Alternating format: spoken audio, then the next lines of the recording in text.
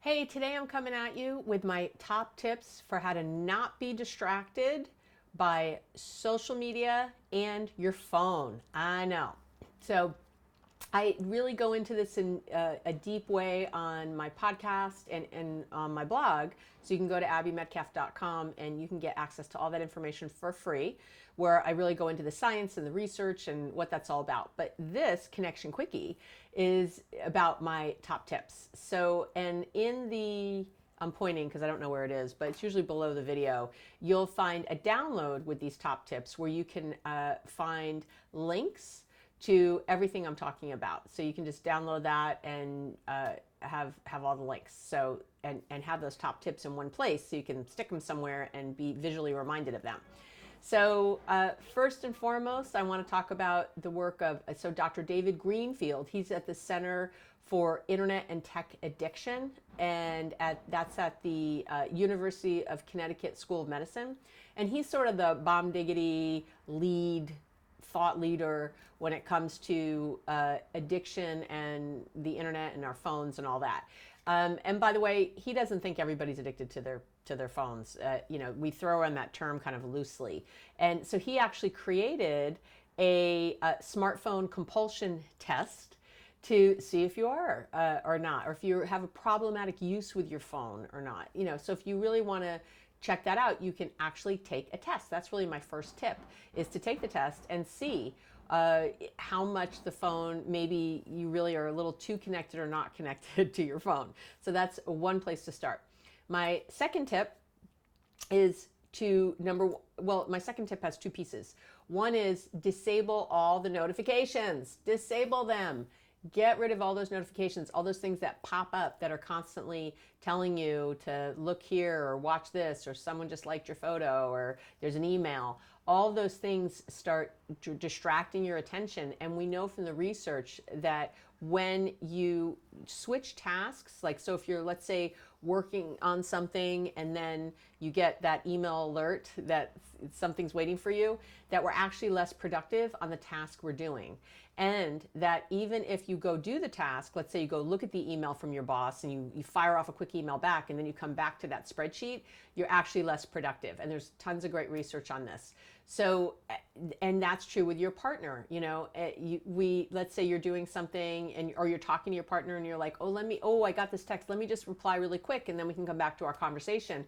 You're not attending fully to that conversation. Your brain is still over here with your phone. So it's really important to just have those things turned off so you're not constantly getting these ideas to, hey, do it. I always, all the technology that's behind the social media platforms, apps, all that is very well thought out. Nothing's by accident. None of the words, none of what they do. And their job is to keep you on the platform so that advertisers can sell to you. That's their job. So they are keeping you wherever they are, and they're working very, very hard at that to make money. And these companies are valued at literally hundreds of millions and billions of dollars for a reason. And I'm sure you've always wondered, why are social media platforms free? They're free because they make their money elsewhere, and they make that all with advertising. And that's fine, but you need to know that you're getting sort of sucked into that. I always say it's like if you had a plate of brownies there every single day and you were like, okay, I'm not going to eat them. That's hard enough. Having the Facebook app on your phone, that's hard enough. That's that plate of brownies. But if the plate of brownies was constantly going, hey, I'm here. Hey, look over here. Hey, it's the brownies. And if you were constantly getting reminded, or people were tugging at your sleeve going, hey, the brownies, it would be impossible to resist those brownies. And that is what's happening every time you get a notification. So it creates something called a dopamine loop in your brain. And again, I talk a lot more about that on my podcast and in my blog. So go there if you want more information, but I'm just giving it to you down and dirty right now. So I want you to turn off all the notifications. If you don't know how, you're on YouTube right now. There's tons of videos about it. And then the second thing you can do is there's a bunch of tracking apps that actually let you know how much time you're spending on your phone, how much time you're spending in the different, like on Facebook versus email versus something else.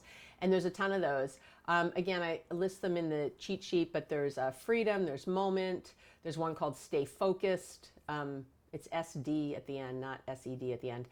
The Break Free app actually gives you an addiction score every day. Gotta love that.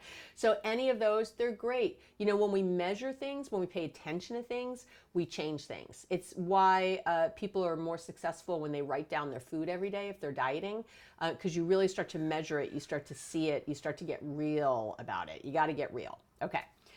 Tip number 3 is, I'm just going to give you 4 tips today. So tip number 3 is get a real alarm clock for your bedroom. Go old school, go old school. I can't do that noise, you know, mixing. Anyway, you really have to go get an alarm clock that's not your phone.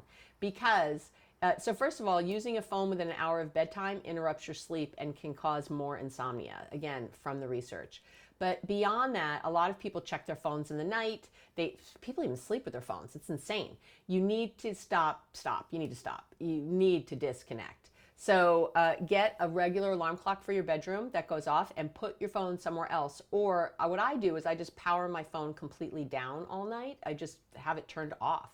And so, of course, I hear people like, well, you know, people can't get in touch with me then. What if there's an emergency? So first of all, how many times have you really been called in an emergency in the middle of the night? Really, really think about it. That's number one. And is it worth years and years of uninterrupted sleep to have the one time? But you don't even have to worry about that. If you're that worried about it, get yourself a landline, get over yourself. They have all these tech bundles now.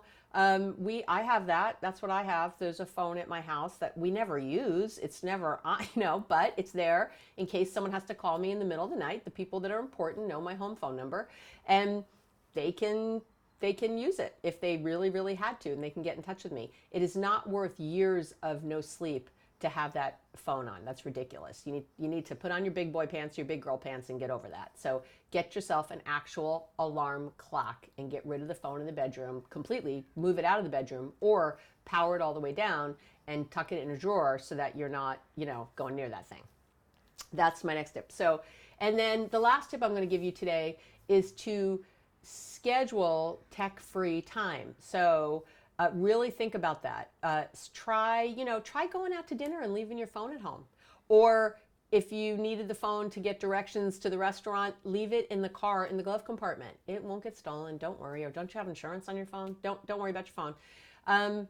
Or power it off again completely and leave it in your bag. We know that even if a phone is left out on a table, even if it's face down, or if it's within close proximity to you, that you're actually distracted, and the research shows that it interrupts conversations. It actually interrupts connection. Just having the phone around. I know, sounds nutty, right? Well, even imagine if, where's my phone? Even imagine if right now, as I was talking to you, I was kind of doing this. And I was talking and going, and then you have to, and then this, or if I was meeting with a client and having my phone out, there's a distraction. You would go, what? Why does she have her phone out? That's so weird. And you would feel like somehow my attention was diverted, or somehow that little square of metal was more important than you. And I'm saying it is more important than you because I have it out. And I'm saying, well, this thing is so important just in case. You're important, you're good, but that thing might go off and I might need to look. So that, as you might imagine, is a big problem and interrupts our actual connection with other people. And again, the research backs me up on this. So schedule time maybe at your office where, again, you leave your phone in your car, or again, you put it in another room so you can really task focus. And if your notifications are already off on your computer, it's going to be that much easier. Experiment with this. Go for a hike without your phone, whatever. I grew up in a time when we didn't have phones. Now, granted, there were payphones at places in case you had an emergency, and there's no longer payphones anywhere. But again, I didn't use them very much. I didn't grow up using a payphone all the time. It wasn't, again, it's for emergencies. And trust me, everyone around you has a phone. You'll be fine. So this idea that, anything could happen or I have to know, this is all new. And it's a story you're telling yourself that's not actually a fact. So there you have it. There's my top 4 tips. You can download them here. And I'll give you all the links and all that good stuff, and you can have these tips so that they're right at your fingertips at any moment. All right, I'm Dr. Abby Medcalf. I help people create lasting change in their relationships, even if their partner won't do a thing.